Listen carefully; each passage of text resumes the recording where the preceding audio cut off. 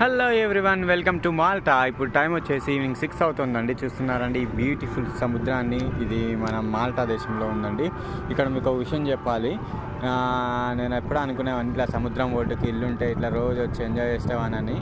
కానీ అసలు ఫ్యాక్ట్ ఏంటంటే, మీరు కనుక ఇలాంటి ప్లేస్లో ఒక 10 రోజులు 20 రోజులు ఉన్నారనుకోండి, తర్వాత ఆటోమేటిక్గా ఫుల్ బోర్ కొడుతుందండి. మనం దీన్ని అసలు ఎంజాయ్ చేయలేము. సో చూస్తున్నారండి, ఇక్కడ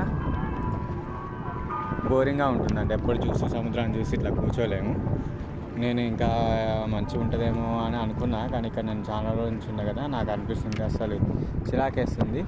ఇక్కడ ఫిషింగ్ చేద్దామని వచ్చాను. ఇక్కడ ఫిష్లు అయితే ఒకటి కూడా అనిపిస్తలేవు.